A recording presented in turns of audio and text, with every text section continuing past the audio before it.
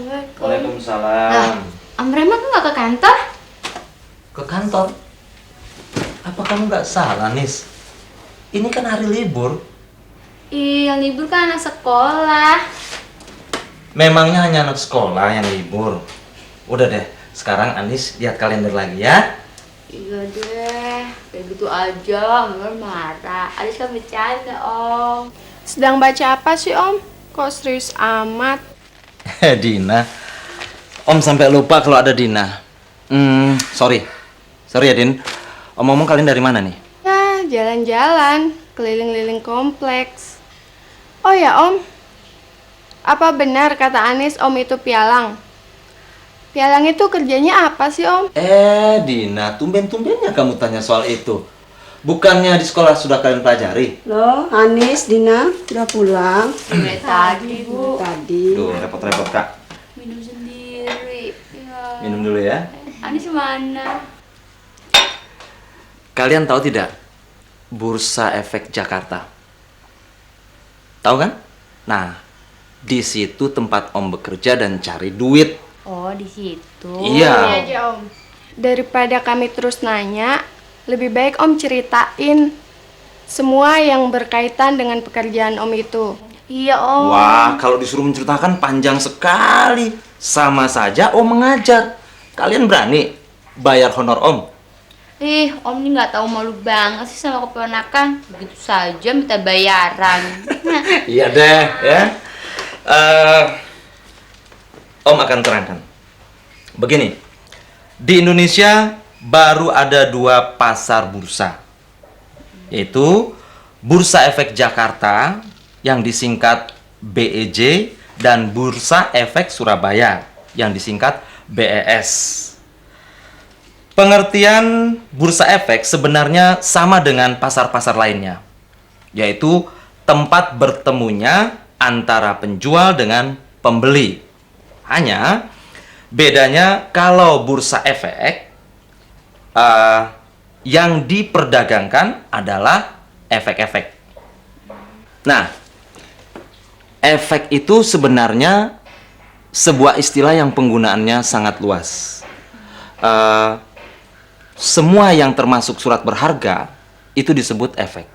Seperti surat pengakuan hutang, surat berharga komersil, sekuritas kredit, obligasi, saham, tanda bukti hutang, right issue, warrant, opsi, dan produk-produk turunan lainnya yang disebut derivatif yang telah ditetapkan sebagai efek oleh Bapepam.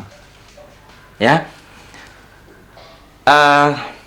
dari semua surat-surat berharga yang Om sebutkan tadi, saham ini adalah efek yang paling banyak diperjualbelikan di Bursa Efek Jakarta.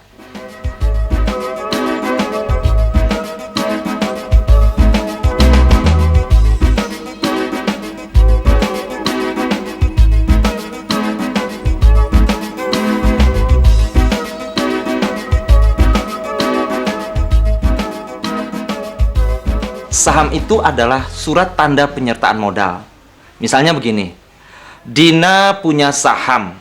Nah, saham yang Dina miliki merupakan bukti bahwa Dina telah menanamkan modal pada perusahaan yang tertera pada saham tersebut. Kalau yang disebut obligasi, yaitu surat berharga atau sertifikat yang berisi kontrak antara pemberi pinjaman yang disebut pemodal dengan yang diberi pinjaman atau yang disebut emiten. Jadi surat obligasi itu adalah selembar kertas yang menyatakan bahwa pemilik kertas tersebut memberikan pinjaman kepada perusahaan yang menerbitkan surat obligasi.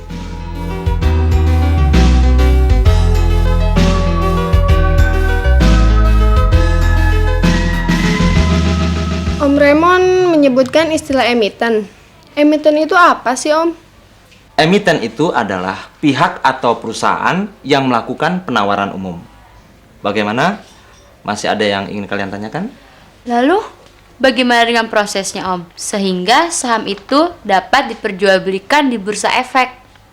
Wah, kalau yang itu panjang ceritanya. Begini saja. Bagaimana kalau kalian Om ajak ke Bursa Efek Jakarta, tempat Om bekerja. Di sana Om banyak kenalan yang dapat memberi penjelasan lebih rinci tentang kegiatan pasar modal, ya. Dan di sana kalian dapat tanyakan apa saja mengenai struktur pasar modal Indonesia, proses penawaran umum atau yang disebut go public, proses pencatatan efek di Bursa Efek Jakarta, dan sistem perdagangannya. Dari situ kalian akan mengetahui nanti lembaga-lembaga yang menunjang dan pelaku di pasar modal. Serius? Bagaimana? Oke? Oke. Iya, kasihan dia Bro Dari tadi. tadi dong Bu, aus nih. Ini si Dina dan Anis tanya-tanya soal pasar modal. Rupanya yang jadi pialang juga seperti saya. Ya. Emang ada hubungannya dengan pelajaran? Ada sih. Jadi gini, besok Om Raymond janjian dulu dengan Pak Hadi, ya, agar kalian bisa bertemu nanti di sana, ya. Pak Hadi yang akan menjelaskan semua. Oke? Oke.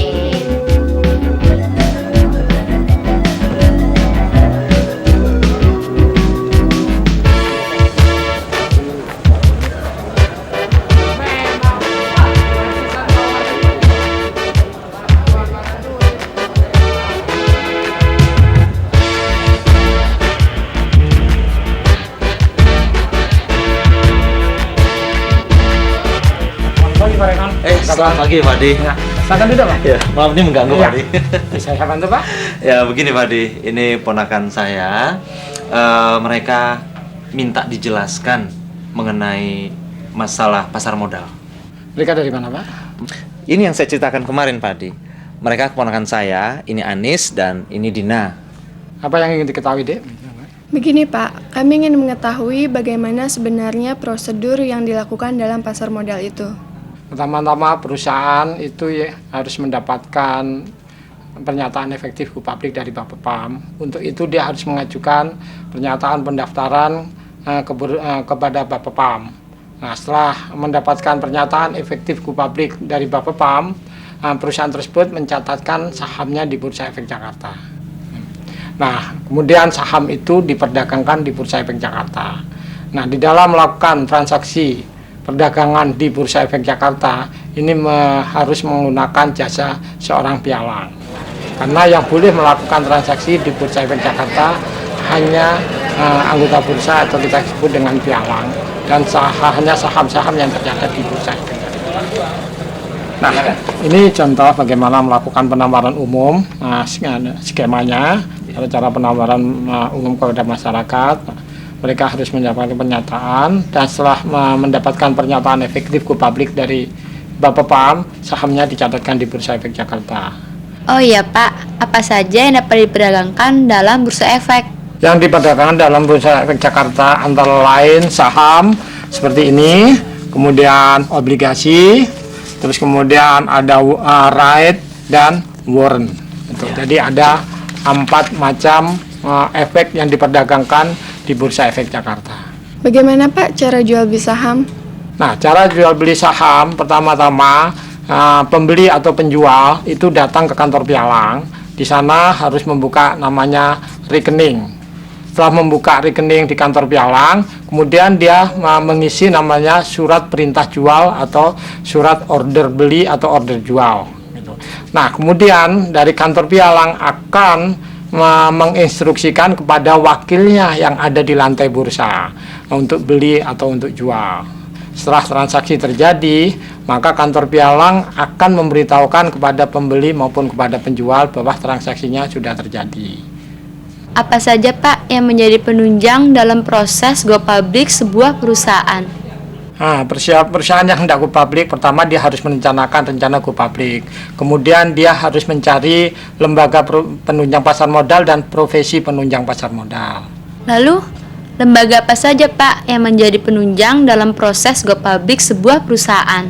Lembaga penunjang pasar modal antara lain Biro Administrasi Efek, trustee atau wali amanat, garantor, bank kustodian. Nah, ada pertanyaan lain? Saya rasa cukup.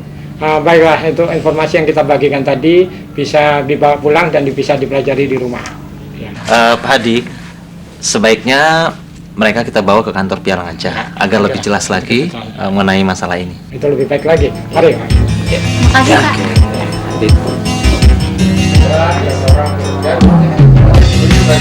Pak Imam, Pak, mengganggu sedikit saya. Ini keponakan saya, Dina dan Anis.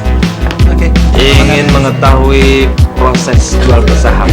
Dan Dina, ini Pak Imam, manajer marketing PT Prima Securities. Oke, mari silakan.